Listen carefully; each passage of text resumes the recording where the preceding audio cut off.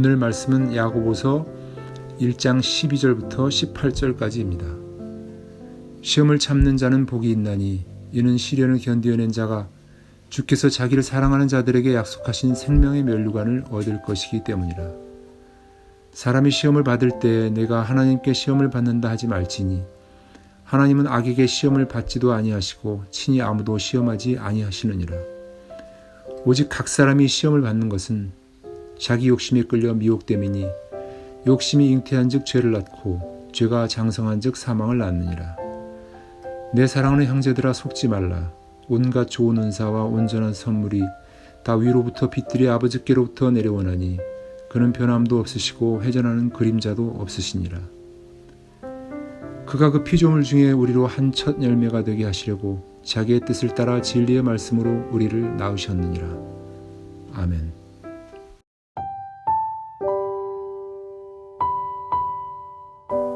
모든 시합에는 순위가 있고 그에 따른 보상이 있습니다. 경기에 나가는 모든 사람들은 1등을 목표로 합니다. 금메달을 목표로 합니다. 어느 누구든지 2등이나 3등을 목표로 하는 이가 없고 은메달이나 동메달을 목표로 하는 이가 없을 것입니다. 모든 사람들은 1등을 하고 싶고 금메달을 얻고 싶어 합니다. 그것이 주는 명예가 그만큼 가치가 있기 때문입니다. 야고보는 성도들에게도 그러한 것을 얻을 수 있다고 말합니다. 그것은 바로 생명의 면류관입니다. 당시에는 메달이 없고 월계관이 있었죠. 그것은 그 사람의 명예를 높여줄 수는 있으나 생명을 주지는 않습니다. 그러나 하나님께서 우리에게 주시는 면류관은 생명의 면류관입니다. 그리고 이 생명의 면류관은 시험을 통한 인내에서 주어집니다. 그렇기에 우리의 인내는 결코 가벼운 것이 아닙니다. 무엇보다 값진 것입니다. 그래서 야고보는 시험을 참는 자가 복이 있다라고 말합니다. 1장 2절에서는 시험을 당하거든 기쁘게 여기라 라고 권면을 했었다면 이제는 시험을 참는 자가 복이 있다라고 말합니다. 시험을 당한 자에게 기뻐하라는 말은 희망 고문처럼 들릴지 모릅니다. 인내를 이룬다는 말이 어느 정도는 위로가 될 수는 있습니다만 이 시험을 정말 기뻐할 수 있는 이유와 확신은 인내를 통해 얻는 생명의 면류관에 있습니다. 그래서 시험을 참는 자는 복이 있습니다. 우리도 시험을 당하거든 단지 이 상황이 끝나길 바라는 것이 아니라 이 시험을 통해서 하나님께서 우리에게 원하시는 것이 무엇인지 생각하며 인내해야 합니다. 나아가 이 인내의 끝에 하나님께서 우리에게 생명의 면류관을 주실 것을 신뢰하면서 이 시험의 때를 잘 통과할 수 있어야 합니다. 그러나 시험을 당한 중에 인내의 한계에 다다를 때 우리 안에 숨어있던 하나님을 향한 불만이 솟아오르게 됩니다. 이 시험의 원인을 하나님께 돌리는 것이죠. 대표적인 예로 아담이 그랬습니다. 선악과를 따먹고 하나님께서 아담에게 왜 이것을 먹었냐고 질문하자 아담은 이렇게 답합니다. 하나님께서 나에게 준 그 여자가 먹으라고 했습니다. 아담은 자신이 지은 죄에 대해 하나님께 책임을 전가합니다. 야고보는 시험을 당한 자들이 하나님께 시험을 받는다 얘기하지 말라고 말합니다. 여기에서 시험은 하나님께서 우리의 믿음을 성장시키기 위해 주시는 시험이 아닙니다. 인간의 죄에 의한 유혹입니다. 유혹은 죄에 의한 것입니다. 그렇기에 죄가 없으신 하나님께서는 당연히 사람을 유혹하는 시험을 주실 수가 없습니다. 또 시험은 강한 자에 의해서 약한 자에게 주어지는 것이죠. 그러나 하나님보다 강한 것은 없기에 하나님은 그 누구에게도 시험을 받지 않으십니다. 야고보는 이 시험의 원인이 하나님께로 향하는 것을 막기 위해 진짜 원인에 대해 설명합니다. 그것은 바로 사람이 자기 욕심에 이끌려 미혹되었다는 것입니다. 따라서 우리는 시험을 받을 때 의심의 눈으로 하나님을 바라보아서는 안 됩니다. 하나님을 향한 우리의 시선은 오직 믿음의 시선이어야만 합니다. 그리고 우리 스스로를 보는 것도 필요합니다.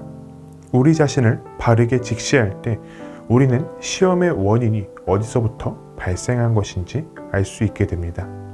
시험의 원인은 바로 우리의 욕심입니다.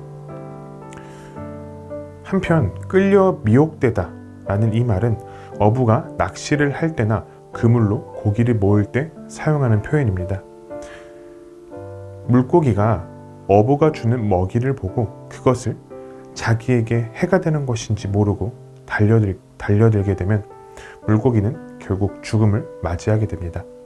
마찬가지로 시험이 왔을 때 인내하지 못하고 우리 욕심에 이끌려 유혹을 받는 순간 그것은 죄를 낳고 우리를 사망으로 인도합니다. 그래서 우리는 야고보의 외침에 귀를 기울여야 합니다. 야고보는 이렇게 말합니다. 내 사랑하는 형제들아 속지 말라. 이 말은 시험의 원인이 우리에게 있다는 얘기를 마치면서 다른 주제로 전환시켜 줍니다. 이제 야고보는 하나님께서는 우리에게 시험을 주시는 분이 아니라 좋은 선물을 주시는 분이라고 말합니다. 이 하나님께서 우리에게 주시는 것은 바로 지혜입니다. 우리 아버지신 하나님, 이 하나님은 세상의 흐름에 따라 변하지 않으시는 분이십니다. 그의 주권과 권세 또한 영원하신 분이십니다.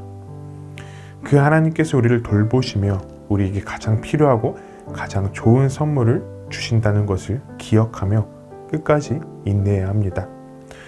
왜냐하면 하나님께서는 우리로 첫 열매가 되게 하시기 위하여 진리의 말씀으로 우리를 낳으셨기 때문입니다.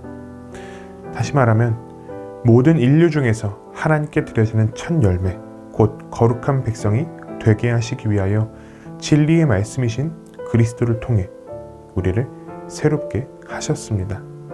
그래서 우리는 시험에서 끝까지 인내하여 생명을 얻는 자들이 되어야 합니다. 오늘 말씀에서 야고보는 시험을 당한 성도들에게 인내가 필요하고 값진 이유를 얘기합니다. 인내는 우리에게 생명의 면류관을 주기 때문입니다. 그래서 생명의 면류관을 얻고자 하는 모든 성도는 하나님을 의심하고 하나님께 책임을 물을 것이 아니라 나의 연약함을 직시하고 욕심을 반성하며 위로부터 오는 지혜를 구해야 합니다. 그리고 무엇보다 하나님께서는 영원히 변함없으신 하나님이시라는 것과 그분께서 우리를 말씀으로 낳으셨다는 것을 기억하며 시험에 인내해야 합니다.